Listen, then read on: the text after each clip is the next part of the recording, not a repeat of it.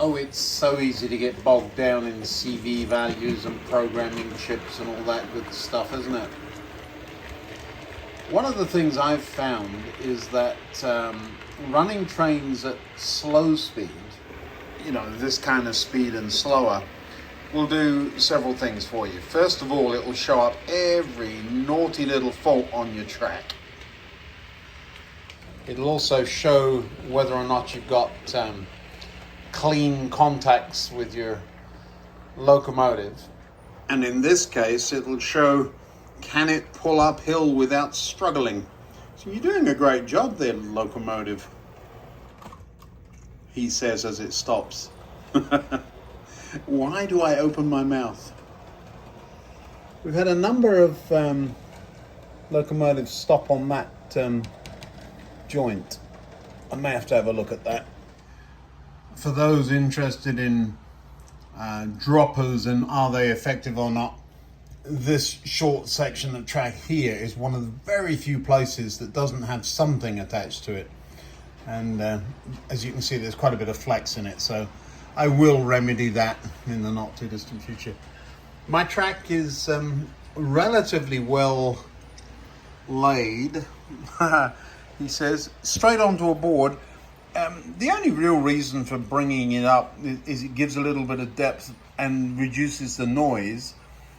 But flat and straight is really what I want, that's just reliable. I don't have the high-speed running problems that so many layouts have. There's a couple of places, I mean, where we transition on a curve onto an incline. We used to have a little bit of a problem until I actually pinned that. This is one of the places over here, that's right there. This is one of the places that we're going to straighten that out into the fiddle yard when it gets built here. I keep talking about that. But just running this thing at a reasonably slow speed, I don't know what speed that would be, but I don't know. It looks like a station approach speed or a funeral train speed to me. But just running it for a few minutes is going to really show me, are you okay? Are you running in properly? Are the carriages coming undone and running away on their own? Reminds me, I've got a handrail or two to glue onto that train, haven't I? I'm also taking an opportunity to look at block detection on this. You see Winston's there. That should disappear from there in a moment. Even though I'm not using the computer's still hooked up to the system, and so should detect when that block changes. It's gone. Now where's it gone to? Oh, there it is. It showed up there. So it's come across these points and it will show up there.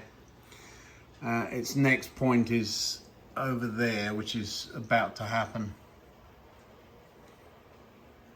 I'll just stand here and hold the camera still. There we are. That's quite a long section. It's still showing up in the previous one because of the carriages. And there it goes. It's gone. So, so last night we were having a few questions about CV programming and block detection and all that good stuff. A few little quirks, I will say. I don't think there's anything major wrong. It's probably, as we say, the nut on the controls. That would be me. We'll see. I need to get those underground trains out of the way so that I can run something that's known through that block. I want to know, does the computer detect anything going through there? Because even though there are these two trains sitting on that block, neither one of them is showing up on the computer. Now, it wouldn't know which train was there, but it should know something is there. So I shall take those out and run Churchill through there in a moment. A little bit of shunting going on. We're now on a junction that Churchill would need. So I've actually blocked a section.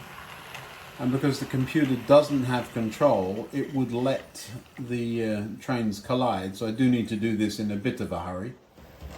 The nice thing about large layouts is you have plenty of time to do a bit of shunting, even if there's a train coming, because it's going to take a minute or so for that train to get here. But I will change that point back before I forget to do it. Just watch this thing disappear into the state. I love the look of that. Alright, let's get that point changed. Come on, signalman, wakey wakey.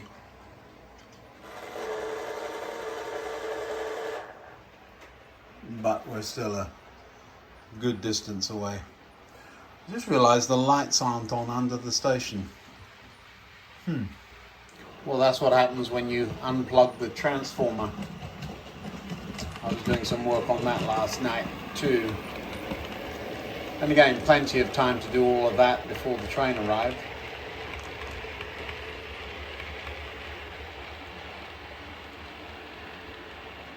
Well, there's the thing.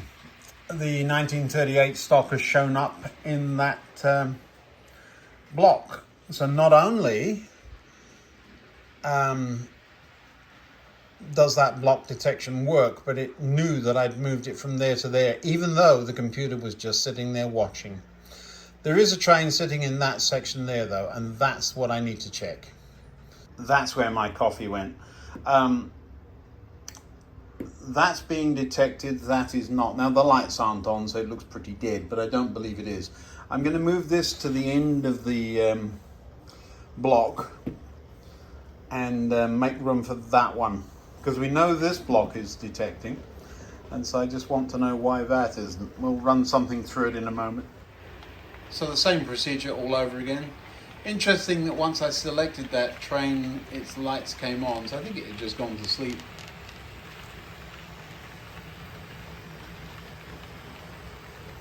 And it's clear of the junction, so we'll stop it there. I will say that was a little closer than I wanted it to be. I was too busy lollygagging talking to you, but still no panic. I'm just going to move this in there and stop it right there. It's not clear of the points there, but it doesn't matter. It's clear of that one, and that's what does matter. Now we're going to go and change some points and have the train run through there next time. So I've cleared a path through the station on this track. This is the one that has not been detecting the trains here. And that's the cable, that's where it gets its power, so the stuff's running and that comes through the block detection. So there's not really a reason it shouldn't be working. It may just be confused. This will tell us. Oh, you've come to see me. You want your ears rubbed, is that it? There you go. Funny dog. Here's FOMO to the max. Fear of missing out. Checks I'm not got anything to eat and wanders off. Here she goes. Well, here comes the train. So it's now in the block and it's running sweetly through the block. Let's see if it shows up on the computer. Absolutely it did. Interesting. What's also interesting is now I've moved that train off the end of the block. It would still show as being there, but it is not picking up that silver train at the back again. I wonder. That's interesting. It's possible that this train is not giving enough resistance to make that section work. It could be that. But everything else is working sweetly. We need a backdrop there, don't we? As you see, Churchill is running beautifully at this speed.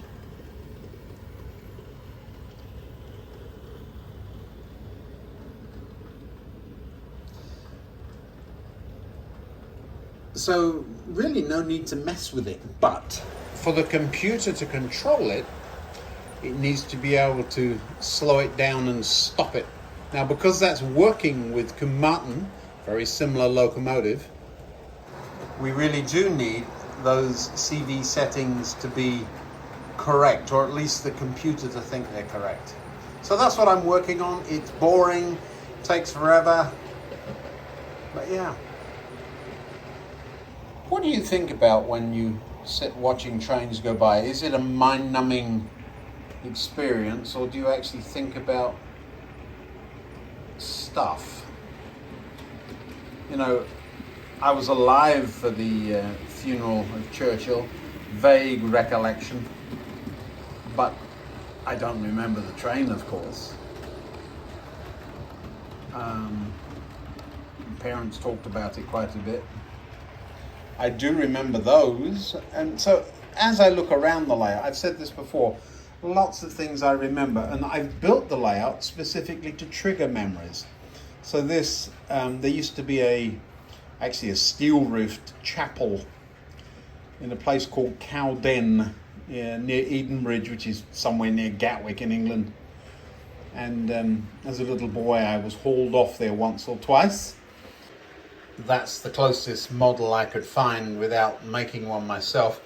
It's where I learned to put wax crowns on the stove in the corner and watch them melt and run down. I should have coloured wax coming out under the door just to exaggerate the whole scene.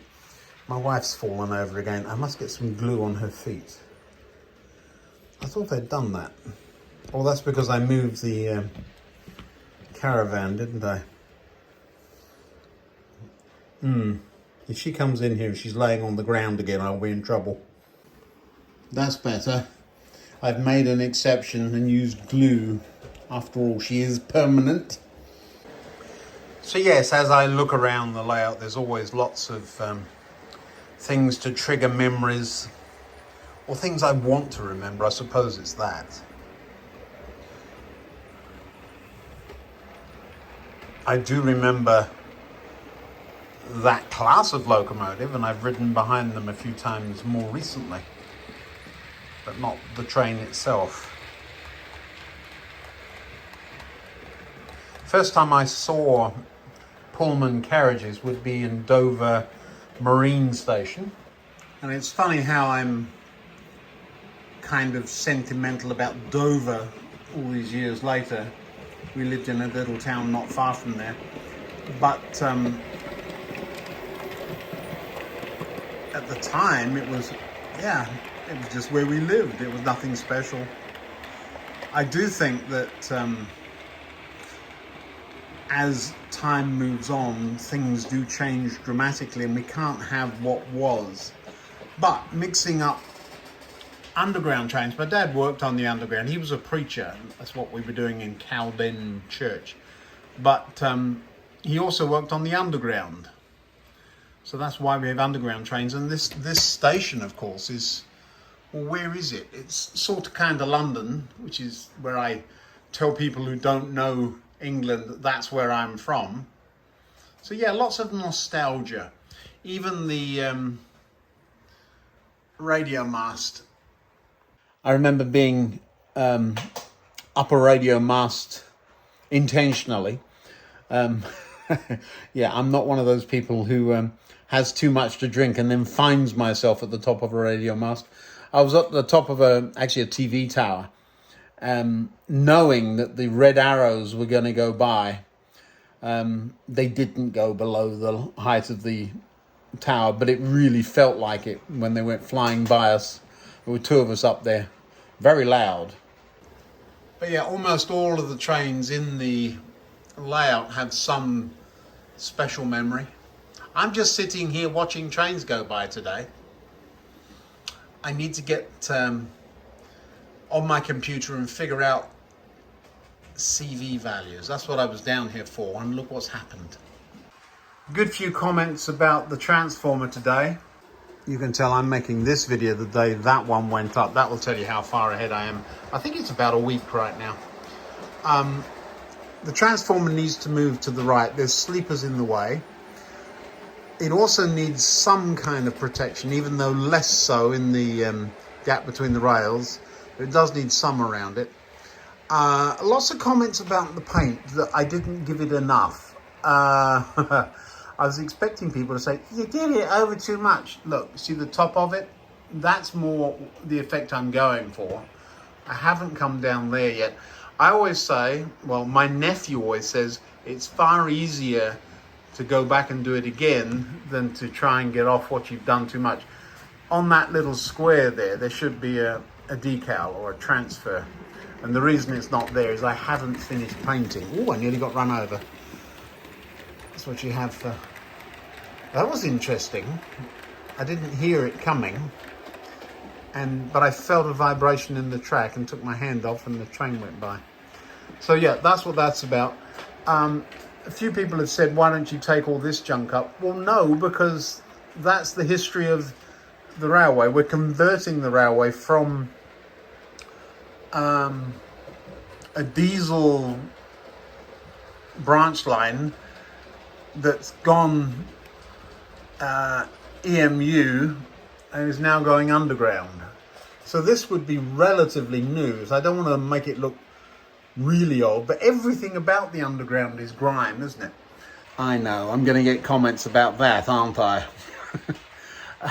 I'm not putting graffiti on things, at least not yet. That's not where we are. I shouldn't be over at this end of the layout at all. The plan recently has been to start up there and move this way. So the canopy for the station and the arches there. The reason I'm holding off on the arches, if I took a thermometer to the garage right now, it would blow it up. It is so hot up there. I live in Georgia, near Atlanta, so it's just too hot to be out there. So I can wait for that. And I want to get that done, of course, before the canopy goes in. But the street is my next plot. It's underneath that suitcase up there where the Churchill train is just trundling along. I'm going to slow it down one notch further just to see if it can handle that for a full loop, and then we'll put it away. Have you noticed with the transformer and some of the other things around, I'm starting to talk about weathering? Yes, it's a very sore point in there. I don't like the way a lot of lovely, pristine locomotives get totally caked in paint, and it's supposed to be a good thing. However, some light, I don't remember them being yellow and shiny like that, except on their first day. And you see those white insulators down there? I didn't know they were white. They always look gunky and black to me, or brown. So that's got to change. And if I'm going to start weathering things up, I think I'll go at it a bit slowly so that we don't overdo it. But layouts are as we remember them. Certainly this kind of thing, 1965 is sort of my anchor point. You can go later than that and earlier than that if you wish. But January 1965 is, of course, when this train ran, which is why it has the 65 code. But yeah, these didn't come along. Well, they were around, but in that color, not in 65. I don't think, is it? I don't know. I remember those in that color and that color.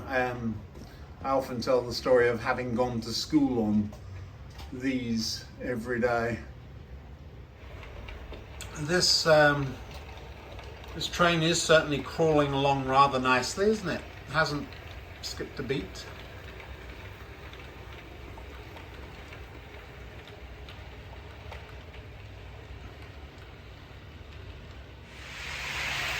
How fast should a train go? I can't imagine it going faster than that, but that's its top programmed speed.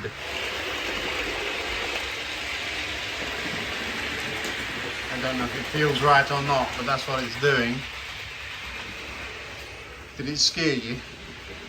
Yes, so I'm very happy with the way it's running. However, the deceleration is still an issue. It's abruptly stopping. If I can bring it to a nice gentle stop, but if I abruptly turn the speed to 0, it will lock and slide the wheels down that incline. So can't have that. So drivability is very good. And yet I don't want it running on beyond the end of the blocks. So that might be a function of some braking setting somewhere. So clearly, even though I run a DCC layout badly, I've got a lot to learn with CV value settings. Digitracks need to do a better job of descriptions and so on. Obviously run by engineers and not salespeople. I've said that about them a lot. So you know the product's going to work, but they have a hard time explaining how and why it's working. They say, well, everybody knows that. No, and we're not stupid.